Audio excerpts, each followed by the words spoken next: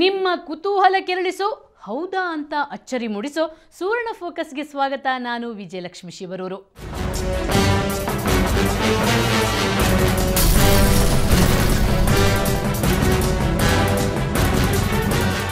ಮುಕ್ಕೋಟಿ ದೇವದೇವತೆಗಳನ್ನು ಪೂಜಿಸೋ ನಾಡು ನಮ್ಮದು. ಈ ನಾಡಲ್ಲಿ ನಡೆಯೋ ಪವಾಡ ಅಚ್ಚರಿಗಳಿಗೇನು ಕೊರತೆ ಇಲ್ಲ.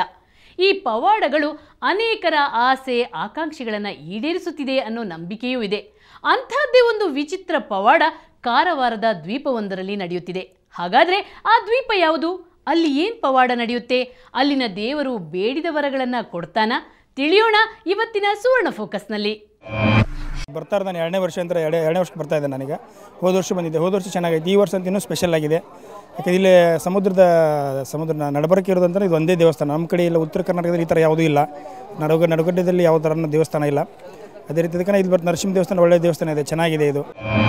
ಈ ಭಗವಂತನ ಕೃಪೆ ಬಹಳ ದೊಡ್ಡದು ಅನ್ಬೇಕು. ಯಾಕಂತ ಹೇಳಿದ್ರೆ ಈ ಜಾತ್ರೆ ನಡೆದಾಗಿನಿಂದ ಸರಣಿಗೆ 56-57 ವರ್ಷದಿಂದ ನಾವು ನೋಡ್ತಾ ಇದ್ದೇವೆ. ಹಲವಾರು ಜನ ಭಕ್ತರು ತನ್ನ ಹರಕೆಯನ್ನು ಬೇಡ್ಕೊಳ್ತಾರೆ. ಇವರು ಕೊಂಡಾಡುವ ಭಕ್ತಿಯಿಂದ ನೆನೆವ ದೇವರನ್ನ ಕಾಣೋದು ಅಷ್ಟು ಸುಲಭದ ಕೆಲಸವಲ್ಲ. ಭಾರೀ ಸಾಹಸ ಮಾಡಬೇಕು.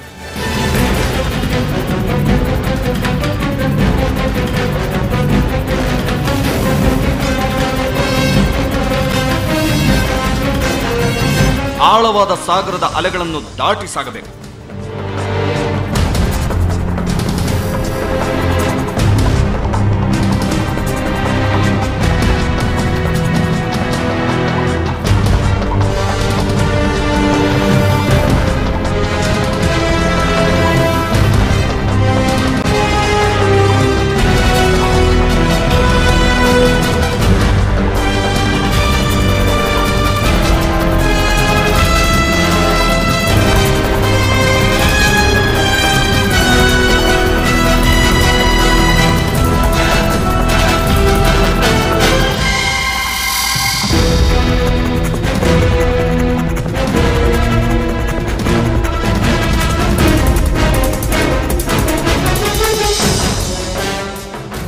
ಅಲ್ಲದೆ ಆ ದೇವರು ವರ್ಷದಲ್ಲಿ ದರ್ಶನ ಕೊಡೋದು ಒಂದೇ ಒಂದು ಬಾರಿ. ಭಕ್ತರಿಂದ ಇಷ್ಟೊಂದು ಶ್ರಮ ಪಡೆವ, ಭಕ್ತರ ತಾಳ್ಮೆ ಪರೀಕ್ಷಿಸುವ ಆ ದೇವರು ಯಾರು ಅಂತ ತಿಳಿದುಕೊಳ್ಳುವ ಕುತೂಹಲ ನಿಮ್ಮಲ್ಲೂ ಮೂಡಿರಬಹುದು. ಆ ದೇವರ ಹೆಸರೇ ಕೂರ್ಮಗಡದ ನರಸಿಂಹ. ನಮೋ ನಾರಸಿಂಹಂ ಭೂಖಂಡಂ ವಾರಣಾಂಡಂ ಪರವರ ವಿರಟಂ ಡಂಪಟಂ ಪೋರುಡಂಪಂ ಢಿಂ ಢಿಂ ಢಿಂ ಢಿಂ ಡಿಡಿಂಬಂ ದಹಮಪಿ ದಹಮೈರ್ಝಂಪ ಝಂಪೈಶ್ಚ ಝಂಪೈಃ ತುಲ್ಯಾಸ್ತುಲ್ಯಾಸ್ತು ತುಲ್ಯಾಃ ಧುಮು ಧುಮು ಧುಮುಕೈಃ ಕುಂಕುಮಾಂಕೈಃ ಕುಮಾಂಕೈಃ ಏತತ್ತೇ ಪೂರ್ಣಯುಕ್ತಂ ಅಹರಃ ಕರಃ ಪಾತು ಮಾಂ ನಾರಸಿಂಹಃ. ನಮೋ ನಾರಸಿಂಹಂ. ಕೂರ್ಮಗಡದ ನರಸಿಂಹ ನೆಲೆಯಾಗಿರುವುದು ಉತ್ತರ ಕನ್ನಡದ ಕಾರವಾರದ ಸಾಗರದ ನಡುವೆ ಕೂರ್ಮಗಡ ಅನ್ನೋ ದ್ವೀಪದಲ್ಲಿ. ಈ ದ್ವೀಪ ತಲುಪಬೇಕಾದ್ರೆ ಆಳ ಸಾಗರದ ಅಲೆಗಳ ಮೇಲೆ ಸಾಹಸ ಮಾಡಿ ಸಾಗಬೇಕು.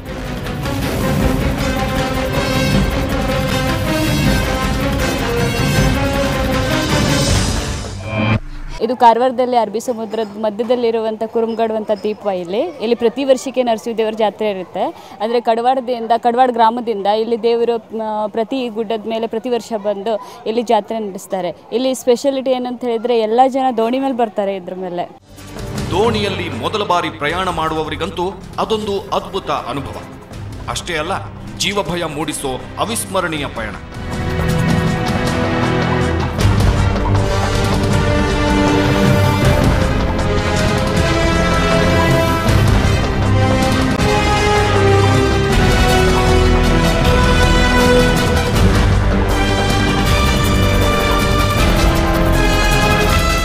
ಹೀಗೆ ಸಾಗರದ ಅಲೆಗಳ ಜೊತೆ ಆಟವಾಡುತ್ತಾ ಸುಮಾರು 1 ಗಂಟೆ ಪ್ರಯಾಣ ಮಾಡಿದಾಗ ಸುಂದರವಾದ ಕೂರ್ಮಗಡ ದ್ವೀಪ ಸಿಗುತ್ತೆ. ಈ ದ್ವೀಪದ ನೆತ್ತಿಯಲ್ಲಿ ನರಸಿಂಹ ನೆಲೆಯಾಗಿದ್ದಾನೆ. ನಮೋ ನಾರಸಿಂಹಂ ಭೂ भृद्भुजङ्गं प्रलयरवरं प्रज्वलज्वालमालम् 100ಕ್ಕೂ ಹೆಚ್ಚು ಮೆಟ್ಟಿಲಿರುವ ದುರ್ಗಮ ಹಾದಿಯಲ್ಲಿ ಸಾಗಿದ್ರೆ ಉಗ್ರ ನರಸಿಂಹನ ದರ್ಶನವಾಗುತ್ತೆ. ಭೂಭಾಗಂ ಭೋಗಭಾಗಂ ಗಗ ಗಗ ಗಗನಂ ಗರ್ದಮತ್ಯುಗ್ರಗಂಡಂ ಸ್ವಚ್ಛಂ ಪುಚ್ಛಂ ಸ್ವಗಚ್ಛಂ ಸ್ವಜನ ಜನನುತಃ ಪಾತು ಮಾಂ ನಾರಸಿಂಹಃ. ನಮೋ ನಾರಸಿಂಹಂ. ವರ್ಷಕ್ಕೊಮ್ಮೆ ದರ್ಶನ ಕೊಡೋ ಈ ದೇವರನ್ನು ಕಾಣಲು ಮಕರ ಸಂಕ್ರಾಂತಿಯ ಮುನ್ನ ಬರೋ ಹುಣ್ಣಿಮೆವರೆಗೆ ಕಾಯಬೇಕು. ಹುಣ್ಣಿಮೆಯಂದು ಕೂರ್ಮಗಡದಲ್ಲಿ ಭಾರೀ ಜಾತ್ರಾ ಮಹೋತ್ಸವ ನಡೆಯುತ್ತೆ. ಅಂದು ಮೀನುಗಾರ ಬಳಗ ತನ್ನೆಲ್ಲ ಕೆಲಸ ಕಾರ್ಯಗಳನ್ನ ಬದಿಗೊತ್ತಿ ನರಸಿಂಹನ ಸೇವೆಗೆ ಸಜ್ಜಾಗುತ್ತಾರೆ.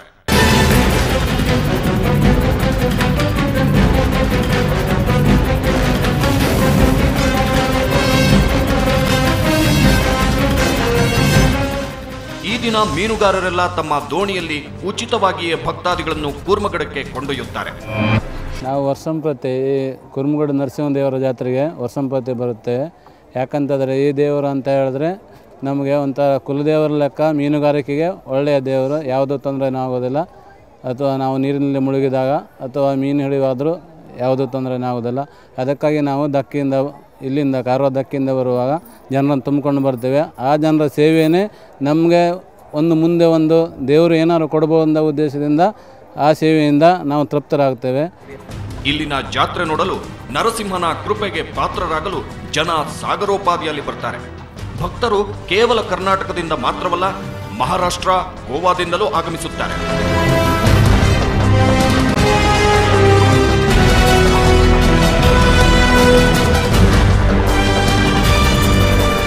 ಅಲ್ಲದೆ ಈ ನರಸಿಂಹನ ಇನ್ನೊಂದು ವಿಶೇಷತೆ ಅಂದ್ರೆ ಕೂರ್ಮಗಡದ ನರಸಿಂಹ ಬರೀ ಹಿಂದೂಗಳ ದೇವರಲ್ಲ, ಈತ ಹಿಂದೂ, ಮುಸ್ಲಿಂ, ಕ್ರಿಶ್ಚಿಯನ್ನರ ದೇವ.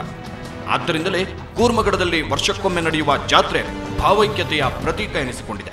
ಇಲ್ಲಿ ವರ್ಷಕ್ಕೊಮ್ಮೆ ಇದು ಕುರುಮಗಡ ಬರ್ತಾರೆ ಜನ, ಬೇರೆ ಕಡೆ ಊರಿಂದೆಲ್ಲರೂ ಬರ್ತಾರೆ. ಅಂದರೆ ಒಂದು ನರಸಿಂಹ ದೇವರಿದ್ದಾರೆ ಅಂತ ನಾವು ಬರ್ತೇವೆ. ಪ್ರತಿ ವರ್ಷ ಜನ ಇಲ್ಲಿ ಸೇರ್ಕೊಳ್ತಾರೆ. ಮತ್ತು ಸ್ವಲ್ಪ ವರ್ಷಕ್ಕೊಮ್ಮೆ ಅಂದುಕೊಳ್ಳೆ ಜನರಿಗೆ ಸ್ವಲ್ಪ ಹೋಗಲಿಕ್ಕೆಲ್ಲ ತುಂಬ ನೋಡುವಂಥ ಐತಿಹಾಸಿಕ ಸ್ಥಳ ಥರ ಇದೆ. ಎಲ್ಲರೂ ಇಲ್ಲಿ ಬರ್ತಾರೆ. ಎಲ್ಲ ಜಾತಿ ಏನೂ ಇಲ್ಲ, ಎಲ್ಲ ಜಾತಿ ಧರ್ಮದವರು ಇಲ್ಲಿ ಬಂದ್ಕೊಂಡು ಜನರು ಎಂಜಾಯ್ ಮಾಡ್ಕೊಂಡು ಹೋಗ್ತಾರೆ. ಬೇರೆ ಬೇರೆ ರಾಜ್ಯಗಳ ಬೇರೆ ಜಾತಿ ಮತದ ಜನರು ಕೂರ್ಮಗಡದ ನರಸಿಂಹನ ಪವಾಡಕ್ಕೆ ಮಾರು ಹೋಗಿ ಬರುತ್ತಿದ್ದಾರಂತೆ. ಭಕ್ತರ ಬೇಡಿಕೆಗಳೆಲ್ಲ ಈಡೇರಿದಾಗ ಹರಕೆ ಸಲ್ಲಿಸಲು ಇಲ್ಲಿಗೆ ಬರ್ತಿದ್ದಾರಂತೆ. ಇಷ್ಟೊಂದು ಸುಂದರವಾಗಿರೋ ದ್ವೀಪದಲ್ಲಿ ಉಗ್ರ ನರಸಿಂಹ ನೆಲೆಯಾದ ಕತೆ ವಿಚಿತ್ರವಾಗಿದೆ. ಆ ನರಸಿಂಹ ಇಡೀ ಕೂರ್ಮಗಡ ದ್ವೀಪವನ್ನೇ ಅಲುಗಾಡಿಸಿ ಬೆಚ್ಚಿಸಿದ ಕತೆ ಹೇಳ್ತೀನಿ ಬ್ರೇಕ್ನ ನಂತರ.